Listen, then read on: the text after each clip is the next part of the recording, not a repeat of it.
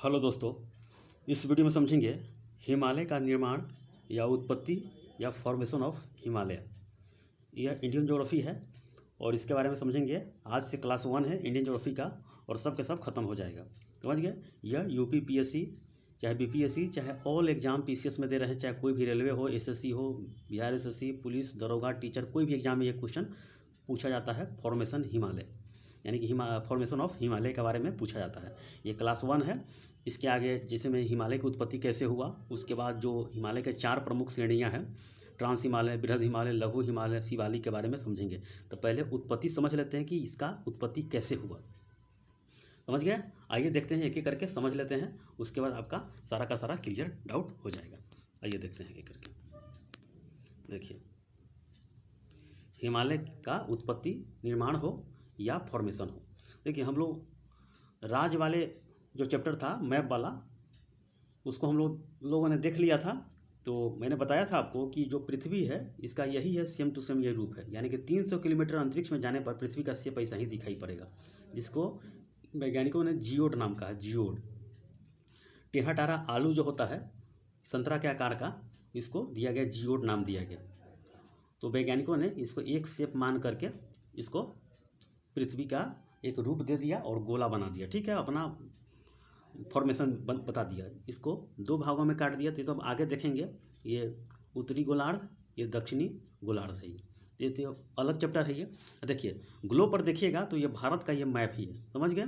पहले भारत यहाँ पे हुआ करता था, यहाँ पे अफ्रीका के बगल में हुआ करता था। समझ गए। धीरे धीरे ये मकर रेखा से इक्वेटर के पास चला गया, इक्वेटर से अभी कर्क रेखा के पास है। समझ गए। ये कर्क रेखा आपका हो गया, ये आपका इक्वेटर 0 डिग्री वाला हो गया। भूमध्य रेखा यहाँ पर 0 डिग्री यहाँ पर हो गया, ये मकर रेखा है ये। समझ गए। तो प्लेटों पर गमन करती है। समझ गए। नीचे जो पृथ्वी के बारे में पढ़िएगा, आंतरिक भाग क्या होता है, क्रस्ट, मेंटल और कोर है। तो मेंटल के अनुसार ये निर्भर करता है। तो यानी कि प्लेट पर, पहले वैज्ञानिकों को पता नहीं था, लेकिन प्लेट पर गमन करता है। कब ज्वालामुखी कहाँ फट जाए कोई नहीं जानता है, कौन सा प्लेट कमजोर पड़ जाए, कौन सा मजबूत पड़ जाए, कोई नहीं जानता है। ये प्राकृतिक ये इसको फेनोमेना बोलते हैं, यानी प्राकृतिक घटना बोलते हैं ये। समझ गए। तो देखिए, तो भारत का ये वर्तमान स्वरूप है ये। और ये वर्ल्ड पर देखिएगा तो ये भारत यहाँ पे बैठा हुआ है। ये कभी भारत अतीत काल में ये मकर रेखा के पास था। धीरे धीरे इसका बलन की प्रक्रिया हो, इसको यानी कि लगातार उत्तर की तरफ जा रहा है। यानी कि पृथ्वी घूमती है पश्चिम से पूरब की तरफ, और ये लगातार जो प्रायद्वीपीय भारत था, यानी कि ट्रांस हिमालय में जो पहले बन चुका था, यानी कि यूरेशियन प्लेट के साथ ट्रांस हिमालय ही जुड़ा हुआ था। ठीक है। इधर प्रायद्वीपीय जो भारत था उसको उसमें जाकर टक्कर हो गया, इंडियन प्लेट जाके उसके अंदर में चला गया, यूरेशियन प्लेट के अंदर में। यानी कि इंडियन प्लेट अंदर में है और यूरेशियन प्लेट ऊपर है, तो नीचे दबा गया। आधा भारत उसमें ही चला गया है, तिब्बत के पठार के अंदर में। समझ गए। हिमालय के अंदर में घुसा हुआ है ये। इससे हिमालय की प्रक्रिया यानी कि पर्वत बनना शुरू हो गया था। ये देखते हैं, आपको बताते हैं, एक चीज़ के बारे में समझ में आ जाएगा। तो देखिए, पृथ्वी पहले रेड डॉट था, धधकता हुआ आके गोला था। धीरे धीरे इसमें सिकुड़न हो गया, सिकुड़न यानी कि हलचल पैदा हो गया। तो यह 2 भागों में टूट पड़ा। एक था पैंथालासा महासागर था और एक पैंजिया भूखंड था। तो ये देखिए, ऊपर वाला ये मैंने बना दिया है आपको, ये आपका भूखंड हो गया, जिसे पैंजिया बोलते हैं, और पैंथालासा। फिर यानी कि लाखों यानी कि अरबों साल की प्रक्रिया है। समझ गए। ये बहुत पुरानी प्रक्रिया है। धीरे धीरे ये 1 दिन का 2 दिन का खेल नहीं है, लगातार ये इसमें हलचल होते जा रहा है। यानी कि बताया जा रहा है कि जैसा जिस तरह पृथ्वी था, रेड डॉट था, उसी प्रकार लास्ट में ऐसे ही हो जाएगा। लगातार टूटते जा रहा है और टूटते टूटते देखिए आगे कितना आगे चला गया, इसमें और हलचल होना शुरू हो गया। तो ये जो भूखंड था पैंजिया, ये 2 भागों में टूट गया। एक था अंगारा लैंड हो गया और एक गोंडवाना लैंड में टूट गया, और बीच में जो महासागर था उसको नाम दे दिया गया, तेथिस सागर नाम दिया गया, जिसको पैंथालासा बोलते हैं। ठीक है। आगे देखिए, ऐसे टूटते गया। देखिए फॉर्मेशन कैसे बनाई है। देखिए, इस तरह टूटा, इस तरह टूटा, ऐसे टूटता चला गया और यहाँ पर टूटते जा रहा है। देखिए, ये भारत यही है, प्रायद्वीपीय भारत है। ये आगे उत्तर की तरफ खसकते जा रहा है। देखिए, आज के डेट में भारत यहाँ पे है, आज के डेट में भारत यहाँ पे है। समझ गए। ऐसे ही प्रक्रिया है। देखिए, और भी ये टूटना शुरू हो गया प्रक्रिया, जिसमें अंगारा लैंड ये हो गया, जिसमें 3 भाग में टूट गया। उत्तरी अमेरिका, ग्रीनलैंड जो देखते हैं, यूरेशिया, और नीचे की तरफ गोंडवाना लैंड है, ये 5 भागों में टूट गया। ये दक्षिण अमेरिका हो गया, एक अंटार्कटिका हो गया, एक अफ्रीका हो गया, ऑस्ट्रेलिया हो गया और प्रायद्वीपीय भारत हो गया यहाँ पे, समझ गए। तो लगातार उत्तर की तरफ प्रवाहित हो रहा है भारत, यानी प्रायद्वीपीय भारत। कभी यह अफ्रीकन प्लेट से सटा हुआ था, मेडागास्कर जो देख रहे हैं वो भी लगातार भाग रहा है। अभी देख रहे हैं अफ्रीका के नील नदी के जो साइड में पूर्वी क्षेत्र में वो भी टूट रहा है। ऐसे ही यह घटना घटते जाएगा ये, तो ये प्रक्रिया लगातार चलते रहेगा, ये प्राकृतिक घटना है ये। देखिए वर्तमान में महासागर की संख्या कितना है, तो 5 है, और महाद्वीप कितना है, तो 7 है। प्रशांत महासागर, अटलांटिक महासागर, हिंद महासागर, अंटार्कटिका, आर्कटिक महासागर। जो हम लोग देखे थे 33 सागर देखे थे, समझ गए। पैंथालासा, देखिए महाद्वीप बन गया एशिया, अफ्रीका, उत्तरी अमेरिका, दक्षिणी अमेरिका, अंटार्कटिका, यूरोप और ओशिनिया। ओशिनिया में भी ऑस्ट्रेलिया देश पड़ता है, जो सबसे बड़ा है ओशिनिया का देश। तो पूरे पृथ्वी पर 70.9% पानी है, यानी कि जल है, और 29.1 पर पूरे मानव बसे हुए हैं, समझ गए। ये ज़मीन है, भूखंड है ये, उसी में पर्वत, पहाड़, झील जितने भी है उसी में सब बसा हुआ। देखिए तो भारत कभी ऐसा हुआ करता था, देखिए ऐसा हुआ कर, श्रीलंका नीचे ही है, फिर आगे बढ़ता चला गया, लगातार ये खिसक रहा है। लगातार खिसकते खिसकते एक समय ऐसा आया कि इंडियन प्लेट, यानी कि प्लेटों में बैठा हुआ है भारतीय, इंडियन प्लेट इसको नाम है, इसका नाम है इंडियन प्लेट है। उत्तर की तरफ जा रहा है, देखिए इधर यूरेशियन प्लेट है। लगातार इसमें प्रक्रिया चलते रहा और इंडियन प्लेट कमज़ोर हो गया, और ऊपर से यूरेशियन प्लेट इसको चाप दिया, यानी कि अंदर की तरफ चला गया, जिससे हिमालय क्षेत्र का, इसमें देखिए इसमें 33 सागर था, इसमें मलबा जितना भी नदी था, नदी का जो जितना पानी मलबा सब था सब इसी में गिरता था। एक समय ये चट्टान बन गया, चट्टान बन गया तो ये प्रक्रिया चलते रहा और दोनों सटते रहा, सटते सटते अचानक से इसमें टक्कर हो गया, तो हिमालय क्षेत्र के, यानी हिमालय पर्वत का निर्माण हो गया, ये समझ गए। चलिए आगे देखते हैं। जो था अंगारा लैंड 3 भाग में टूट गया, उत्तरी अमेरिका, ग्रीनलैंड और यूरेशिया। और गोंडवाना लैंड 5 भाग में टूट गया, एक दक्षिण अमेरिका, अंटार्कटिका, अफ्रीका, प्रायद्वीपीय भारत और ऑस्ट्रेलिया। ऑस्ट्रेलिया जो है ऑस्ट्रेलियन प्लेट पर वो बैठा हुआ है, यानी कि कोई, देखिए पृथ्वी है प्लेटे पर ही बैठा हुआ है, प्लेटे पर ही हो, यानी कि प्लेटे पर हर देश कहीं ना कहीं प्लेट से जुड़ा हुआ है। तो यानी कि जहाँ से है आप, जैसे मैं हिमालय के बगल में आपका घर हो या राजस्थान हो, चाहे कहीं भी हो दुनिया में, कहीं भी घर हो, तो कहीं ना कहीं प्लेट से जुड़ाव है। देखते हैं प्रशांत महासागर में, जहाँ पे हरदम ज्वालामुखी फटता रहता है, पैसिफिक रिंग ऑफ फायर वहाँ पर नाम दिया जाता है। उस एरिया में ब्लॉक कर दिया गया है कि वहाँ पर कोई व्यक्ति नहीं जाए। कब हलचल हो जाए, कब वो महासागर से कटक निकल जाए, कोई ठीक नहीं होता है ये, समझ गए। तो ये प्रक्रिया, ये प्राकृतिक प्रक्रिया है ये। तो वर्तमान में महासागर की संख्या कितना है, तो 5 है। महाद्वीप कितना है, तो 7 है। तो महासागर पूछा है कितना है, प्रशांत महासागर, अटलांटिक महासागर, हिंद महासागर, अंटार्कटिका और आर्कटिक महासागर। और 7 जो महादेश है, एशिया, अफ्रीका, उत्तरी अमेरिका, दक्षिण अमेरिका, अंटार्कटिका, यूरोप और ओशिनिया है। ओशिनिया में ही ऑस्ट्रेलिया देश पड़ता है, सबसे बड़ा देश ऑस्ट्रेलिया है। तो 70.9% जो कि यहाँ पे पानी है, और 29.1% जो कि भूखंड है, उसी भूखंड पर लोग यहाँ पे रहता है, ये समझ गए। तो यही है प्रक्रिया है, पृथ्वी के निर्माण की प्रक्रिया है, और कैसे हलचल हो रहा है लगातार। तो हिमालय का जो उत्पत्ति हुआ है, लगातार धीरे धीरे हलचल करते करते वहाँ तक पहुँचा है ये। और इंडियन प्लेट और यूरेशियन प्लेट, इंडियन प्लेट कमज़ोर पड़ गया और यूरेशियन प्लेट मजबूत हो गया। तो यानी कि आधा भारत तो अंदर दबा हुआ है, तिब्बत के पठार में अंदर में दबा हुआ है, समझ गए। आगे बताते हैं आपको, है पहले समझ लीजिए। आधा भारत तो तिब्बत के अंदर में चला गया, जा चुका है। इन फ्यूचर में कभी भी उसमें ज्वालामुखी फूट सकता है, जहाँ तक उसका मेंटल का, जहाँ पे उसका दबाव पड़ेगा, हो सकता है ज्वालामुखी फट जाए अतीत, यानी आने वाले समय में।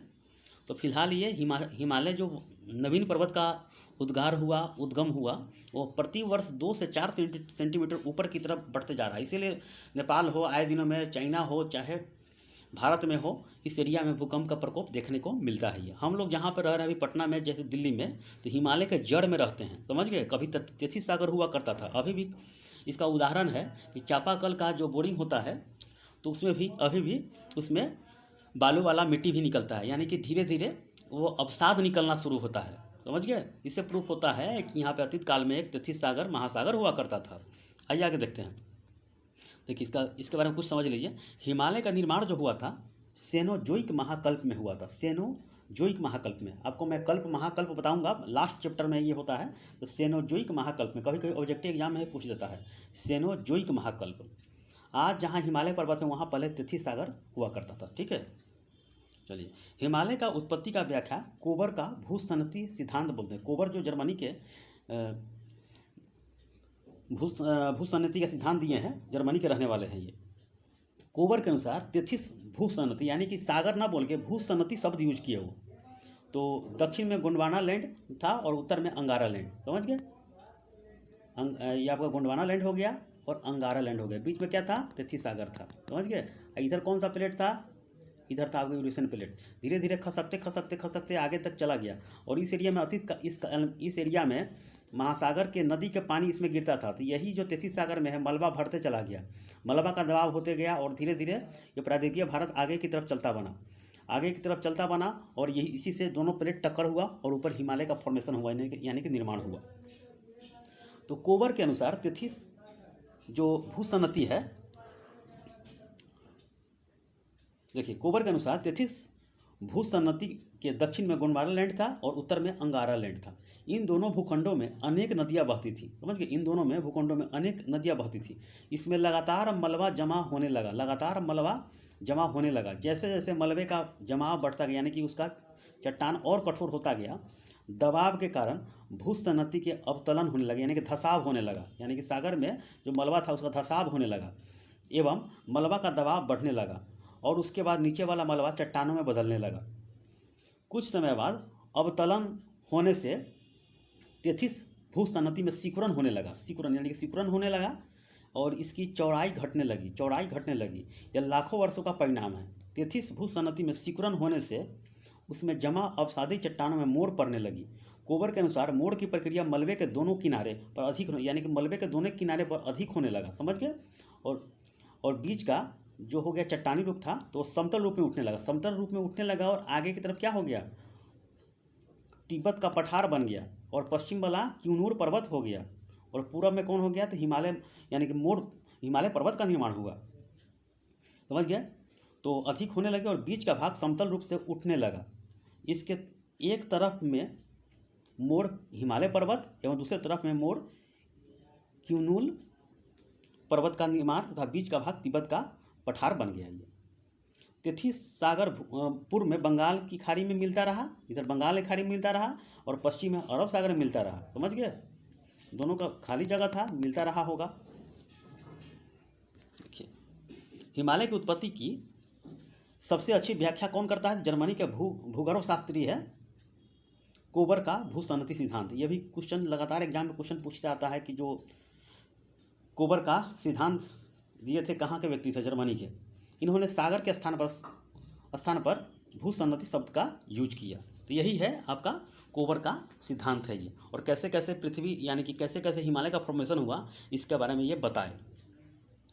आगे देखिए, इसके अलावा हिमालय निर्माण की व्याख्या हैरियस का सिद्धांत भी कहता है। हैरियस भी एक भूगर्भ शास्त्री हैं। तो हैरियस का प्लेट विवर्तनिकी सिद्धांत भी हिमालय की उत्पत्ति की सही व्याख्या करता है। ये कहते हैं कि पृथ्वी की सतह से 200 किलोमीटर की गहराई में दृढ़ भूखंड पाया जाता है। प्लेट टेक्टोनिक थ्योरी के अनुसार यह भूखंड 6 भागों में विभाजित करते हैं, जिसे प्लेट कहते हैं। ये प्लेट के बारे में बताए, समझ गए। तो 6 प्लेट कौन कौन है, देखिए ये पे है। इंडियन प्लेट, ये आपका इंडियन प्लेट यहाँ पर हो गया। यूरेशियन प्लेट हो गया। अफ्रीकन प्लेट हो गया। अमेरिकन प्लेट हो गया। पैसिफिक यानी कि प्रशांत महासागर वाला हो गया। ये सब दोनों बगल प्रशांत महासागर है ये। और अंटार्कटिका है। यही 6 प्लेट पर यह पृथ्वी टिका हुआ है और इसी के अनुसार गमन करता है। भविष्य में हो सकता है तो जिस तरह हम लोग बताए थे कि पेंजिया और पैंथालासा था, ये पेंजिया भूखंड था और पैंथालासा महासागर, उसी प्रकार ये लास्ट में हो जाएगा, ऐसा वैज्ञानिकों का अनुमान है ये। तो फिलहाल ये एक दूसरा की ओर गमन करता है, यानी कि भारतीय प्लेट जो है ये गमन कर रहा है, यानी कि उत्तर की तरफ और गमन कर रहा है और यूरेशियन प्लेट और दबाव दे रहा है। इसीलिए आधा भारत घुस चुका है अंदर में तिब्बत के पठार में, समझ गए। सब गमन कर रहा है ये। इन फ्यूचर में हो सकता है ये एक तरह सिकुड़न भी, जिस तरह ब्रह्मांड बना है उसी प्रकार ये सिकुड़न भी पैदा हो जाए। तो यही है प्रक्रिया है। तो हिमालय की उत्पत्ति के बारे में ये आपको जानकारी होनी चाहिए, समझ गए। आगे देखिए, ये प्लेट स्थिर नहीं है, गतिशील है, यानी कि गतिशील की अवस्था में है, लगातार गति कर रहा है ये। भारत इंडियन प्लेट के ऊपर स्थित है। भारत जो है इंडियन प्लेट के ऊपर स्थित है, समझ गए, इंडियन प्लेट के ऊपर स्थित है।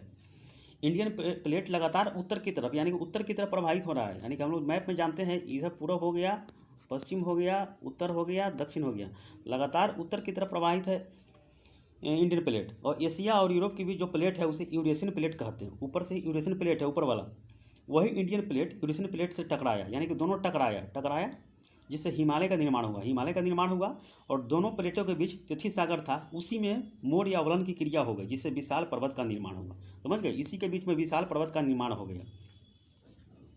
तो यही प्रक्रिया है, उत्पत्ति हिमालय का है। आगे देखिए, और भी दिखाते हैं आपको, है नोट में देखिए, ट्रांस हिमालय पहले से ही बना हुआ था। ट्रांस हिमालय जो है पहले से ही बना हुआ था, समझ गए, यूरेशियन प्लेट का ये भाग है। ये अभी जो देख रहे हैं ट्रांस हिमालय, बृहत हिमालय, तो ट्रांस हिमालय पहले से बन चुका है, बाद में बृहत हिमालय, मध्य हिमालय और शिवालिक बना। तो इंडियन प्लेट कमज़ोर है, जो कि यूरेशियन प्लेट के अंदर चला गया, यानी कि इंडियन प्लेट ये हुआ, ऐसे अंदर दबाव पड़ा, ऊपर से ये जाँच दिया, किसको, यूरेशियन प्लेट इंडियन प्लेट को जान दिया, ठीक है, ये अंदर चला गया। इन फ्यूचर में और भी अंदर जा सकता है यहाँ, यानी कि जो मेंटल वाला क्षेत्र में ज्वालामुखी का उद्गार होता है, कहीं हो सकता है तो भविष्य में हिमालय के क्षेत्र में ज्वालामुखी कहीं फट जाए आने वाले समय में, समझिए। तो ट्रांस हिमालय पहले से ही बना हुआ था।